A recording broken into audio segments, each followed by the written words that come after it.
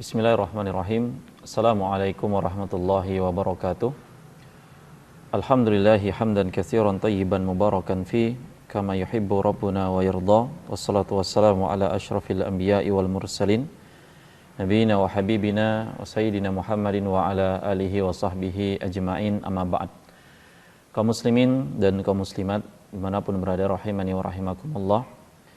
Pada kesempatan kali ini kita akan kembali melanjutkan dari apa yang pernah dipaparkan oleh salah seorang ulama besar yang bernama Al-Imam Ibnul Qayyim rahimahullahu ta'ala dalam kitabnya Ad-Da'u Ad-Dawa, yang mana pada kesempatan kali ini kita akan sedikit membahas bagaimana kalau beliau menyampaikan sebuah fasal dalam kitabnya Ad-Da'u Ad-Dawa, faslun ad-du'a'u dawa'un, bahwa doa itu adalah obat. Yang mana kata beliau, doa wa du'a'u min anfa'atil adwiyati. Doa itu adalah obat yang sangat manjur, obat yang sangat bermanfaat. Dan doa ini juga kata beliau aduwul bala. Dia bisa menjadi atau sebagai musuhnya bencana, musibah. Yudafi'uhu wa yu'alijuhu. Dan doa ini juga akan memerangi, akan mengobati dan menjadi solusi dari bencana masalah yang diterima oleh orang yang tertimpa masalah atau musibah tersebut. Dan beliau nyatakan bahwa wahwas silahul mu'min, bahwasanya doa itu adalah senjatanya orang-orang yang beriman. Jamaah sekalian rahimani wa rahimakumullah, ini selaras dengan yang dinyatakan oleh sahabat Ali radhiyallahu taalaan, meriwayatkan dari Nabi sallallahu alaihi wasallam bahwa Rasul kita alaihi wasallam bersabda, ad-du'a'u silahul mu'min.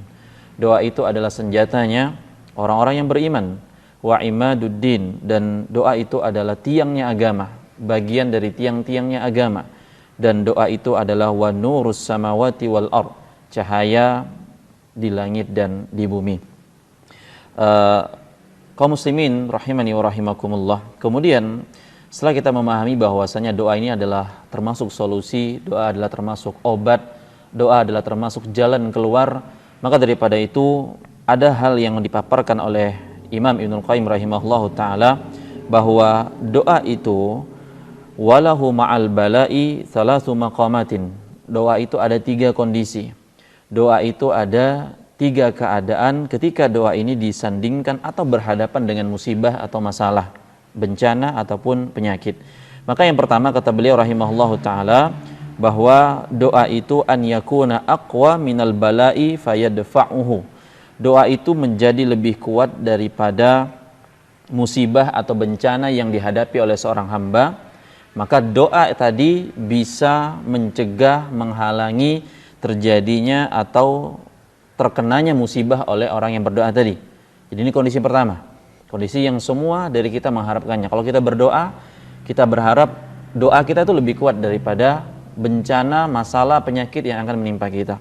Ini yang pertama kata Imam Ibnul Qayyim rahimahullahu ta'ala. Kemudian yang kedua, jamaah sekalian rahimakumullah, an yakuna adha'afa minal bala'i fayaqwa alaihil bala'u fayusabu bihil abdu walakin qad yukhaffifuhu wa in kana dha'ifan. Yang kedua adalah doa itu kondisinya lebih lemah daripada musibah.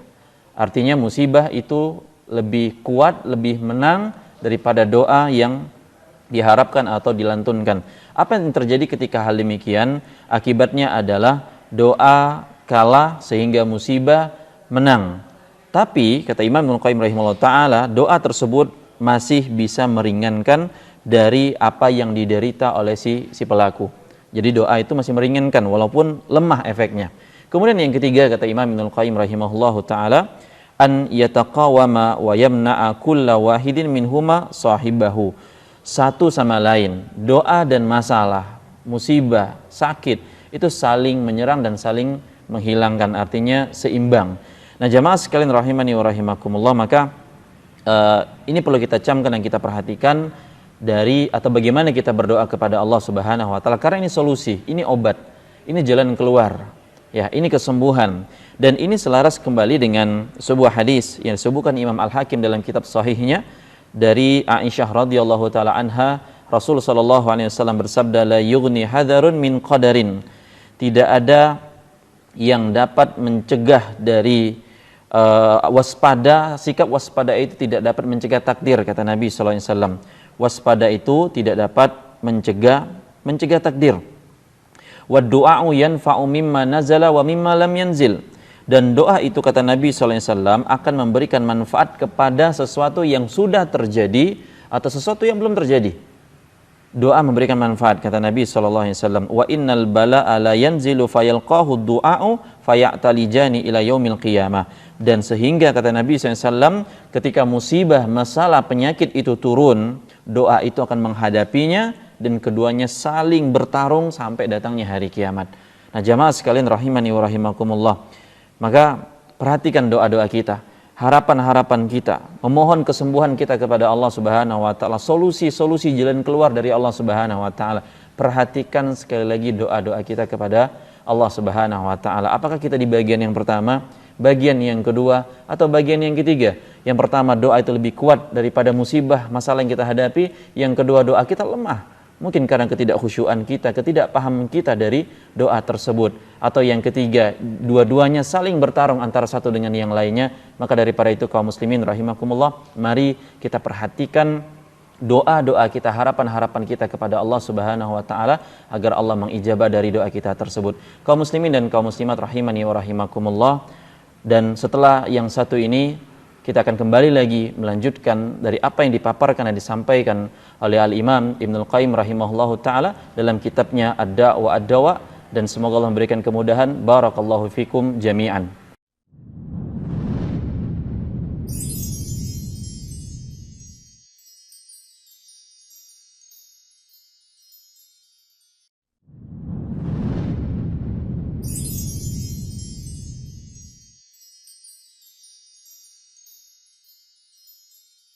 Kaum muslimin dan kaum muslimat yang semoga Allah muliakan, ma'azani Allah wa ayyakum. Kembali lagi kita kepada kitab Ad-Da' wa Ad-Dawa bersama Imam Ibnul Qayyim rahimahullahu taala, dan masih dalam pembahasan kita bagaimana doa itu menjadi obat dan penawar. Kaum muslimin semoga Allah muliakan, di antara sebuah hadis dari sahabat Sauban radhiyallahu ta'ala dari Nabi sallallahu alaihi wasallam bersabda, la yaruddul qadar illa du'a. Tidak ada yang dapat dalam tanda kutip menolak takdir kecuali doa. Kemudian kata Nabi sallallahu alaihi wasallam, wala yazidu fil umri illal bir. Dan tidak ada yang dapat menambah usia, menambah umur kecuali perbuatan kebajikan dalam tanda kutip. Kemudian juga kata Nabi sallallahu alaihi wasallam, wa innar rajula la yuhramur rizqa bidzanbi yusibuhu. Dan tidaklah seseorang itu terhalang dari rezekinya karena dosa yang dia kerjakan, akhirnya dia tidak mendapatkan rezeki yang baik atau berkah. Kaum muslimin dan kaum muslimat rahimani wa rahimakumullah. Maka perlu kita camkan di sini jamaah rahimakumullah, bahwasanya kata Nabi SAW, tidak ada yang dapat menolak takdir itu kecuali doa. Kata para ulama, ini memiliki dua makna. Makna yang pertama adalah kalau seorang tidak berdoa kepada Allah, tidak minta kepada Allah, maka takdirnya akan seperti itu apa adanya. Kemudian makna yang kedua, kata para ulama, dari maksud bahwasanya doa tidak bisa menolak takdir, atau tidak ada yang bisa menolak takdir kecuali doa. Yang kedua maknanya adalah kalau seorang berdoa kepada Allah, takdir yang akan dijalani oleh orang yang berdoa tersebut maka akan mudah. Yang seakan-akan terjadi dalam kehidupannya itu bukan takdir yang jelek. Dan ini maksud dari sabda Nabi kita alaihi salatu wassalam, bahwasanya tidak ada yang bisa menolak takdir kecuali doa kepada Allah Subhanahu wa taala. Nah, jamaah sekalian rahimani wa rahimakumullah, ini yang perlu kita perhatikan dan kita camkan, bahwa doa adalah penawar, doa adalah obat. Dan bagaimana doa kita termasuk dari kategori yang mana yang disampaikan oleh Imam Ibnul Qayyim rahimahullah ta'ala tersebut. Dan di antara yang perlu kita perhatikan jamaah rahimakumullah, yaitu kata Imam Ibnul Qayyim, al-ilhahu fid du'a, yaitu terus menerus di dalam doa. Jadi doa itu nggak bisa dibaca sekali dua kali, tapi harus terus menerus, tanpa batas, tanpa adanya merasa sudah cukup. Dan ini yang perlu kita perhatikan dan kita camkan, bahwasanya Nabi kita alaihi salatu wassalam bersabda, man lam yas'alillaha yaghdab alaih. Barang siapa yang tidak berdoa kepada Allah, barang siapa yang nggak minta kepada Allah, dia sakit nih, dia banyak masalah, dia banyak ujian, dia banyak cobaan, tapi dia nggak minta sama Allah Subhanahu wa taala, maka ketahuilah apa yang terjadi, Allah yaghdab alaih. Allah itu akan murka dan marah kepadanya. Man lam yas'alillaha yaghdab alaih. Barang siapa yang tidak minta, berdoa memohon kepada Allah, Allah akan murka marah kepadanya. Kaum muslimin dan kaum muslimat yang semoga Allah muliakan rahimakumullah. Kemudian juga dalam kitab Sahih Imam Al-Hakim rahimahullah disebutkan sebuah riwayat dari sahabat Anas bin Malik radhiyallahu taalaan, dari Nabi sallallahu alaihi wasallam bersabda, la ta'jazu fid du'a, kata Nabi, jangan kalian itu malas, jangan kalian itu lemah di dalam berdoa. Jangan lemah, jangan merasa susah. Kita harus kuat. Sesuatu yang namanya terus menerus konsisten itu harus nggak boleh lemah, jamaah sekalian rahimakumullah. Dan Nabi telah menyampaikan juga bahwasanya wala ta'jazu fid du'a, jangan lemah dalam doa. Kenapa? Fa innahu la yahliku ma'ad du'ai ahadun. Karena tidak ada orang yang binasa gara-gara doa. Tidak ada orang yang binasa gara-gara doa. Kaum muslimin, kaum muslimat rahimani wa rahimakumullah. Dan disebutkan pula bahwa dari Imam Ahmad rahimahullahu taala dalam kitab Az-Zuhudnya, bahwasanya beliau menceritakan dari Imam Qatadah rahimahullahu taala bahwa ada seorang yang beriman yang berdoa kepada Allah itu permisalannya adalah ketika dia dilemparkan atau terdampar di tengah lautan dan dia hanya berpegangan kepada sebatang kayu atau pohon. Fahuwa yad'u, maka pada kondisi tersebut orang ini akan berdoa, ya Rabbi, la'allallahu azza wa jalla an yunjiyahu, dan dia agar berharap semoga Allah menyelamatkan dirinya. Maka jamaah rahimakumullah, sebuah analogi perumpamaan dari Imam Ahmad rahimahullah, bahwasanya kita tuh kalau berdoa kepada Allah, berumpamalah seakan-akanlah kita itu terdampar di tengah lautan, gak tahu lagi mau kemana, siapa yang bisa nolongin, dan seterusnya. Maka Anda akan terus mengatakan, ya Rabb, ya Rabb, ya Allah, tolong, agar semoga berharap semoga Allah tolong, walaupun gak tahu pertolongan dari mana yang akan Allah berikan kepada hamba tersebut. Dan jamaah sekalian rahimani wa rahimakumullah, ketahuilah bahwa Allah Subhanahu wa taala, kata Nabi SAW sebuah hadis dari Aisyah radhiyallahu taala anha, beliau bersabda, innallaha yuhibbul mulihina fid du'a, sesungguhnya Allah Subhanahu wa taala itu senang, Allah Subhanahu wa taala itu suka kalau hambanya itu senantiasa terus menerus berulang-ulang dalam berdoa. Jadi jamaah rahimakumullah, mungkin banyak dari kita hafal dari doa Rabbana atina fid dunya hasanah wa fil akhirati hasanah wa qina adzabannar. Doa yang kita kenal dengan doa sapu jagat yang menyapu seluruh kebaikan dunia dan kebaikan akhirat. Dan doa seperti ini jamaah terus menerus kita ulang, karena Nabi kita saja yang telah mendapatkan kebaikan dunia dan mendapatkan kebaikan akhirat, beliau tak pernah berhenti berdoa kepada Allah Subhanahu wa taala. Sekali lagi jamaah sekalian rahimakumullah, doa adalah obat. Sekarang bagaimana kita memainkan peran doa ini dalam kehidupan kita dan dalam menghadapi masalah-masalah kita, bencana kita, sakit kita, dan seluruh problematika yang ada dalam kehidupan kita.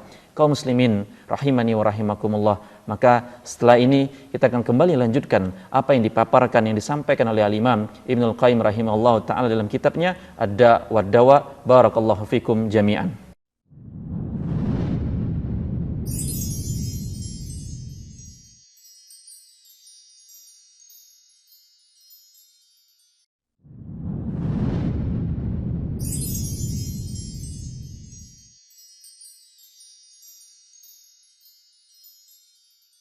Kaum muslimin dan kaum muslimat rahimani wa rahimakumullah, kembali lagi kita kepada Al-Imam Ibnul Qayyim rahimahullah ta'ala dalam kitabnya Ad-Da' wa Dawa, yang mana masih seputar pembahasan kita adalah berkaitan dengan doa, itu adalah obat, solusi, dan jalan keluar.